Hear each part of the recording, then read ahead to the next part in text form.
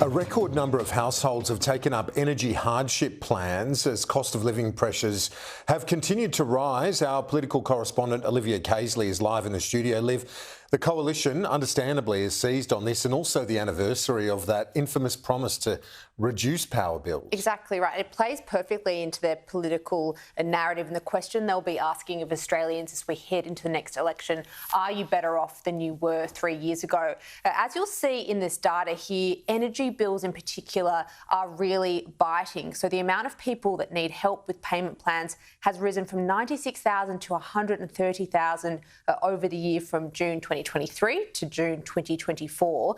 The opposition this morning drawing attention to that fact and this broken promise, or this promise that hasn't materialised. That is Labor saying that energy bills would be reduced by $275. Have a listen. There's no doubt that people are doing it very, very tough. 3 years ago today, the Prime Minister was spruiking about $275 in power reductions, and now people are paying over $1,000 more. So people are very angry at this government. They're angry at Chris Bowen because they're doing it so tough.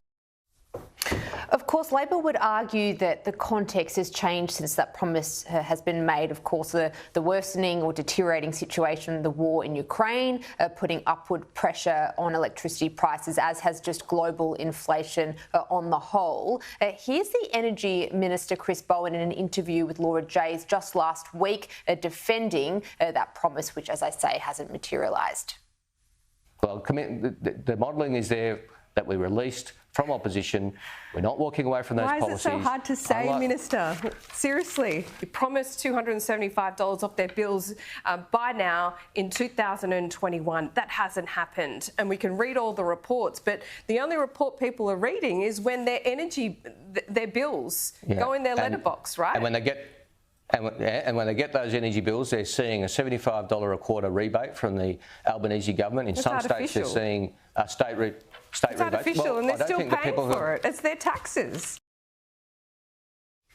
It's no doubt that the next election will be a referendum on the cost of living, and the coalition in turn, or I should say actually Labor in turn, they want the Australians to consider how difficult life would have been if a lot of their cost of living assistance that they got over the line hadn't happened, and we'll remember the coalition largely opposed that. There's also a big question mark over the costings of the coalition's nuclear policy. They said we'd have all the details by Christmas. Time's ticking.